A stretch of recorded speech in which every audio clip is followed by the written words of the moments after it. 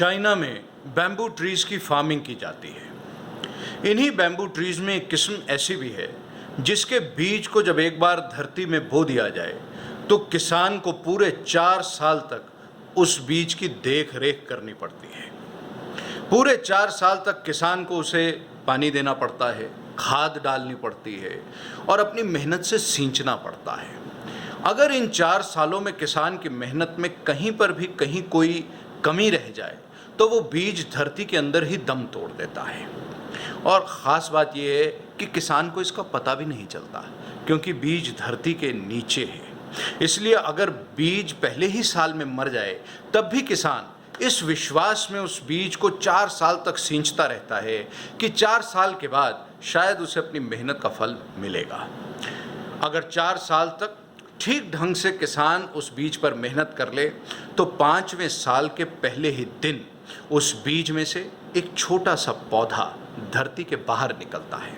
पहली बार किसान को पता चलता है कि उसकी मेहनत का नतीजा क्या है। सबसे दिलचस्प बात यहाँ पर यह है कि एक बार जब उस बीज में से वो छोटा सा पौधा बाहर निकल आता है, उस दिन से सिर्फ 4 हफ्ते के अंदर अंदर ही वो छोटा सा पौधा 90 फुट ऊंचा पेड़ बन जाता है। सिर्फ 4 हफ्ते में।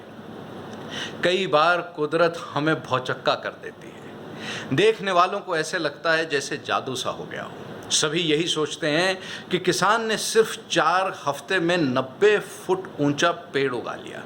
लेकिन ये सिर्फ किसान ही जानता है कि उस पेड़ को उगाने में 4 हफ्ते नहीं, 4 साल और 4 हफ्ते उसकी मेहनत के लगे हैं। वकालत भी ठीक ऐसी ही है। लीगल प्रैक्टिस में भी यही होता है। एक वकील होने के नाते मैं ये आपको पूरी तरह से इत्मीनान कर सकता हूँ कि लीगल प्रोफेशन दुनिया का सबसे बेहतरीन प्रोफेशन है। ये उन पेशों में से एक है जिसमें आप एक रिस्पेक्टेबल फाइनेंशियल स्टेटस भी हासिल कर सकते हैं और साथ के साथ फिलैंथ्रोपी भी, यानी कि आप खूब पैसा भी कमा सकते हैं और समाज के लिए काम भी कर सकते हैं।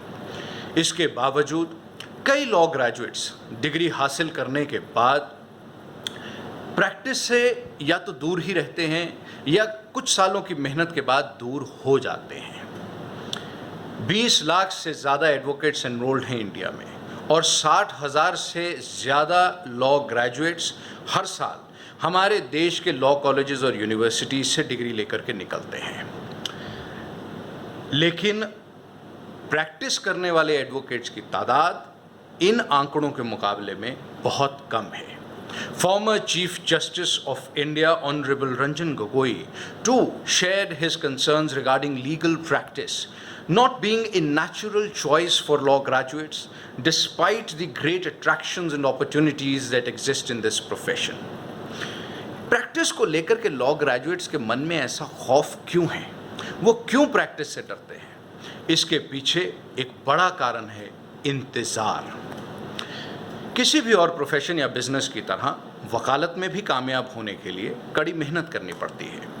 लेकिन जितना लंबा स्ट्रगलिंग पीरियड आपको वकालत में मिलता है शायद ही किसी और प्रोफेशन में मिलता है। मैं अक्सर अपने इंटर्न से ये बात कहता हूँ कि LLB 3 या 4 साल की नहीं होती, पूरे 15 साल की होती है। 3 या 5 साल आपको लगते हैं कॉलेज से डिग्री हासिल करने में और 10 से 12 साल लग जाते हैं अदालत से डिग्री हासिल करने में, क्योंकि 10 से 12 साल का वक्त अक्सर नए वकीलों को लगता है सीनियर एडवोकेट से या अपने तजुर्बे से वकालत की बारीकियां सीखने में। और इस 10 से 12 साल के बीच में पैसा और केस बमुश्किल ही हासिल होते हैं।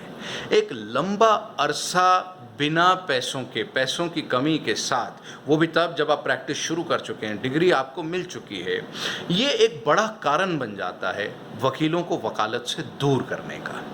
लेकिन यहाँ मैं सभी लॉ ग्रेजुएट से ये बात साफ साफ तौर पे कहना चाहता हूँ कि वकालत में एक लंबा स्ट्रगलिंग पीरियड ज़रूर है, ठीक वैसे ही जैसे एक लंबी स्ट्रगल उस किसान को करनी पड़ती है। लेकिन जब एक बार आपको इस प्रोफेशन में कामयाबी मिलनी शुरू हो जाती है तो वो दिन बर दिन तेज़ी से बढ़ने लगती है, ठीक वैसे ही जैसे वो पेड़ बढ़ता है।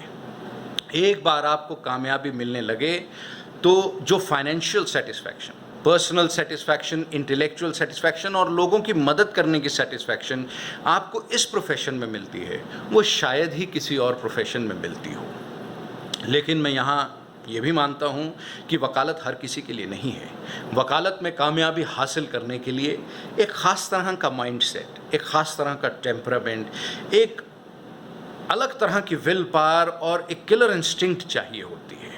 अगर आप वकालत में कामयाब होना चाहते हैं तो सबसे ज़्यादा ज़रूरी है कि आप अपने आसपास के माहौल को कामयाबी वाला बनाएं। यानी कि एक सही वकील ढूंढें जिसके अंडर आप ट्रेन करना चाहते हैं, एक ऐसा ऑफिस ढूंढें जहां का माहौल आपकी सोच से मेल खाता हो, और अपने आप को अच्छे वकीलों और लोगों के सानिध्य में रखें। ऐसे लोगों से खुद को घेरे रखें जो आपको वकालत में जमे रहने के लिए और कामयाबी की तरफ बढ़ते रहने के लिए मोटिवेट करते रहें। मुझे बड़ी खुशी होती है जब मैं कई बार ऐसे लॉ ग्रेजुएट से मिलता हूं जिनका वकालत में विश्वास प्रैक्टिस शुरू होने के बाद और ज़्यादा बढ़ चुका होता है। मैं उम्मीद करता हूं आप भी उन्हीं में होंगे। अगर आप वकालत शुरू कर चुके हैं तो जमे रहिए, और अगर आपने अभी अभी डिग्री हासिल करी है तो आ जाइए। आपकी कामयाबी और मैं दोनों ही अदालत में आपका इंतज़ार कर रहे हैं।